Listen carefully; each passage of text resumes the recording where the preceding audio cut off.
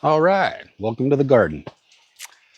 I thought about today I was going to go over, I get a lot of questions about plumerias in our area, and we're outside of Houston, Texas. So I wanted to show people, just to give people an idea of, we put these in the ground right at about a month ago. So you can see that they're just starting to leaf out. Some do better than others right off the bat.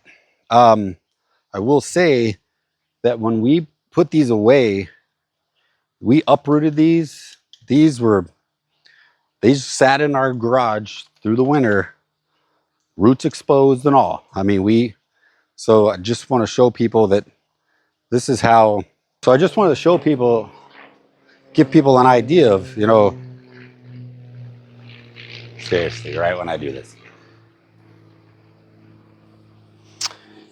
Okay, so I just want to show people, give people an idea of just how it goes where we live. And again, a month ago, these were uprooted. These were completely not in dirt or anything. Now, others that we did put away and stayed in pots, they've leafed out a lot faster. I mean, when you uproot these and roots exposed and we put them away, we put them all in one big pot and we just stack them in there over the winter.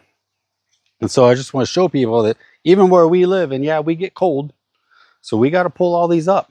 But they're all starting to do really good now. And just also to let people know is it takes some time before they wake up. Those roots all have to, it has to wake up. The roots, everything has to start absorbing that moisture. So again, you can see this one's doing a lot better. It's just different varieties will do better than others starting off. Some are a little more temperamental than others. But yeah, I just want to give people a quick look at, again, where we live. We do drop below freezing. Hopefully not very often, but still we get below that 40 mark and we can get frost. So we have to put all these away in the winter. We cannot keep them out. So yes, I do have to dig all these up, but you don't have to dig a whole lot up. You pull it up, shake the dirt off, put them away in the winter, bring them back out, and we plunge them in the ground. So again, just want to show, this is a month. This one's actually got an inflow on it. With that said, I'm going to show you real quick one of our new blooms.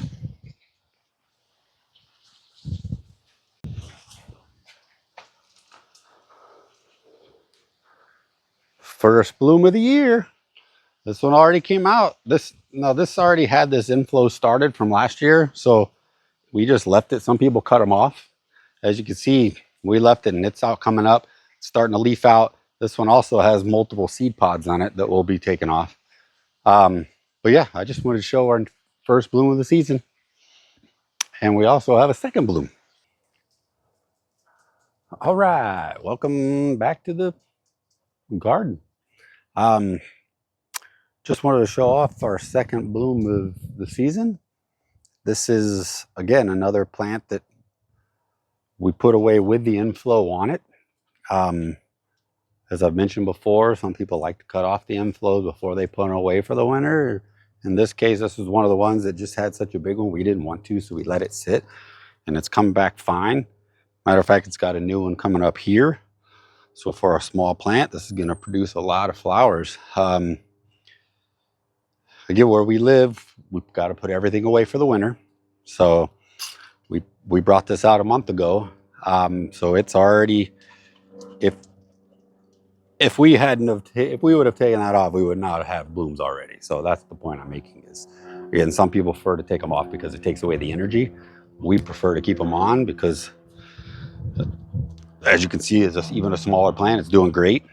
I just wanted people to enjoy that flower, and I will be showing many more to come. Again, this is the beginning of the season. It's going to be May 1st next week. So in a month, we got blooms coming. This is our second plant to bloom. I already see another one that's about to pop a bloom too. So looks like we're going to have a good crop this year. So I hope you enjoy the video, and I'll see you next time.